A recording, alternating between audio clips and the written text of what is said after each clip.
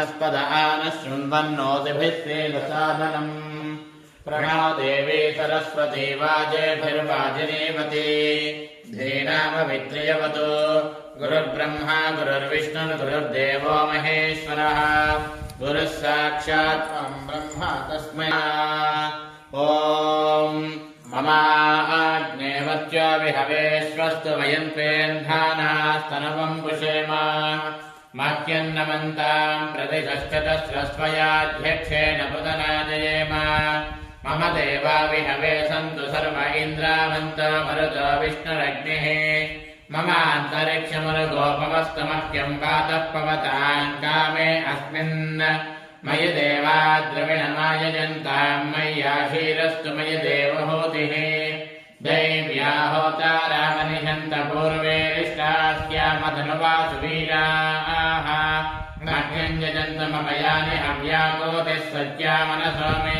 अस्तु येनो मानिगाम् कथमक्षराम् विश्वे देवासो अधिवोचता मे देवीश्चगर्वेरुणकृणात विश्वे देवास इह वीरयद्भो माहान्महे प्रजयामाननोभिर्मानधामद्विषते सोमराजन्न अग्निर्मन्यम् प्रतिनदन् परस्तादद्धो लोपाः परिपाहिनस्मो प्रत्यञ्जयन्तमिवदः पुनस्ते महिषाञ्चित्तम् प्रबुधा विनेशतो धाता धातॄणाम् भवनस्य यत्पतिर्देवमोऽसविदानमभिमादिशाहो इमम् यज्ञमश्विनो भा बृहस्पतिर्देवाः पाञ्चेतमानन्यद्धात् पुरव्यजानामहितश्चर्म यगोऽसलस्मिनः वे पुरुहोतः पुरुक्षो तमः प्रजायै हर्यश्वमृळयेन्द्रमानो रीरिषो हातरादाः येन सपत्ना अपते भवन्त्विन्द्राग्निभ्यामवबाधामहेतान्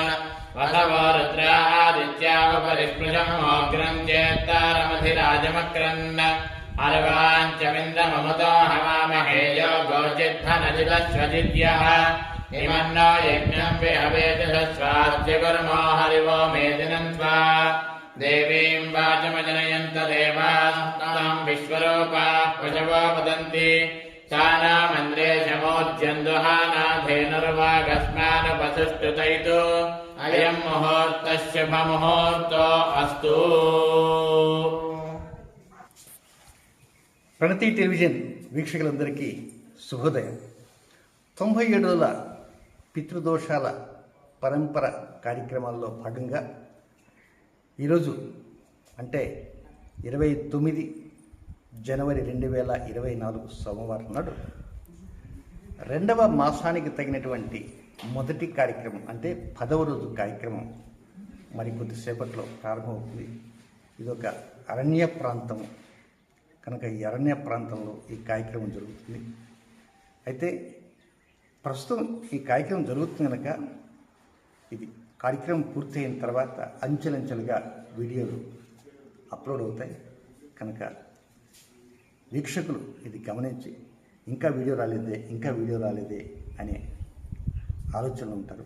కొద్దిగా ఆలస్యంగానే వీడియో వస్తుందని తెలియజేయటం కోసంగా ఈ చిన్న వివరణను మీకు తెలియజేస్తున్నాను. శుభం.